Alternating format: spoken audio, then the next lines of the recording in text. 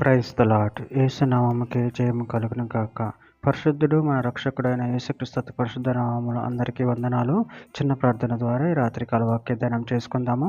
పరిశుద్ధుడా మహాగణుడైన దేవ యేసయ్య సర్వాధికారి నాయన మీకు వేలాది వందనములు కృతజ్ఞత స్తుతి స్తోత్రం చెల్లించుకుంటున్నాను దేవ రాత్రికాల సమయంలో ప్రభు వాక్య భాగం ధ్యానిస్తుండగా వాక్య భాగం మాకు అర్థమవులు సహాయం చేసి మీ కృపలు బలపరిచి మీకు మాదిరిగా మమ్మల్ని నడిపించమని చిన్న ప్రార్థన యేసుక్రీస్తు అతి పరిశుద్ధ నామములో అడిగి వేడుకుంటున్నాను తండ్రి. Amen amen.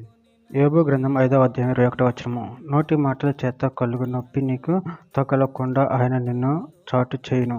ప్రళయము వచ్చిన నువ్వు దానికి భయపడవు. ఆమెన్. దేవుడి వాక్య భాగం దీవించును గాక.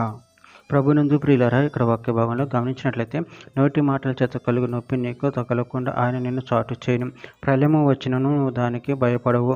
అదేవిధంగా వాక్య భాగంలో గమనించినట్లయితే కీర్తనల గ్రంథం 31వ అధ్యాయం 20వ వచనంలో మనుషుల కపటోపాయంలో వారి నంటకుండా నీ సన్నిధి చాటున వారిని దాచుచున్నావు. వాకలహము మాన్పి వారిని గుడారంలో దాచుచున్నావు. కీర్తన గ్రంథం 55వ అధ్యాయం 21వ వచనం వారి నోటి మాటలు వెన్నెవల మృదువుగా నున్నవి, అయితే వారి హృదయంలో కలహమున్నది. వారి మాటలు చమురు కంటే నూనెపోయినవి, అయితే అవి వరదీసిన కత్తులే. కీర్తన గ్రంథం 57వ అధ్యాయం 4వ వచనం నా ప్రాణము సింహముల మధ్యనున్నది, కోపోద్రేకుల మధ్య నేను పండుకొనుచున్నాను. వారి దంతం శూలములు, అవి అంబులు, అవి వారి నాలుక వాడిగల కత్తి. సామెతల గ్రంథం 12వ అధ్యాయం 18వ వచనం కత్తి పోటు వంటి మాటలు పలుకువారు కలరు, జ్ఞానుల నాలుక ఆరోగ్యదాయకము. యెషయా గ్రంథం 54వ అధ్యాయం 17వ వచనం నీకు విరోధంగా రూపింపబడిన ఏ ఆయుధమును వర్ధిల్లదు. న్యాయ విమర్శలు నీకు దోషారోపణ చేయి ప్రతి వానికి నువ్వు నేరస్థాపన చేసేదు. యెహోవా యొక్క సేవకుల నీతి నా వలన కలుగుచున్నది, ఇది వారి స్వాస్థ్యం, ఇదే యెహోవా వాక్కు. యాకోబు రాసిన పత్రిక 3వ అధ్యాయం 6వ వచనం నాలుక అగ్నియే, నాలుక మనిషి అవయములు ఉంచబడిన పాప ప్రపంచమే శరీరమునకు మాల్యమును కలుగచేయచ్చు, ప్రకృతి చక్రము చిచ్చుపెట్టును, అది నరకము చేత చిచ్చుపెట్టబడును.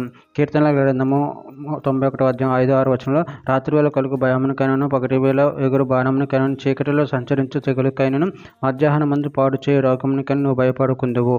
సామెతల గ్రంథం 3వ అధ్యాయం 25వ వచనం ఆకస్మికంగా భయము కలుగునప్పుడు దుర్మార్గులకు నాశనం వచ్చినప్పుడు నువ్వు భయపడవద్దు. చివరిగా ఒక మాట, సామెతల గ్రంథం 14వ అధ్యాయం 3వ వచనం మూడల నోట బెత్తము వంటి గర్వం ఉన్నది, జ్ఞానుల పెదలు వారిని కాపాడును. ఆమె. దేవుడి వాక్య భాగం దీవించిన ఒక చిన్న ప్రార్థన చేసుకుందాము. పరిశుద్ధుడ మహాగణుడు అయిన దేవ యేసయ్య, మీరు ఇచ్చిన వాక్యదాన్ని బట్టి ప్రాముఖ్యతను చెల్లించుకుంటున్నాను తండ్రి. మీరే ప్రభు మమ్మల్ని కాచి కాపాడే దేవుడే ఉన్నారు తండ్రి. ఏ తెగులు మా ముఖం అంటకుండా మమ్మల్ని రక్షించే దేవుడే ఉన్నారు ప్రభు. అందరిని బట్టి ప్రాముఖ్యతను చెల్లించుకుంటూ మీ ప్రేమ కృప మమ్మల్ని నిరంతరం కాచి కాపాడమని చిన్న ప్రార్థన చేసిన నామములో అడిగి పెట్టుకుంటున్నాను తండ్రి. Amen amen amen.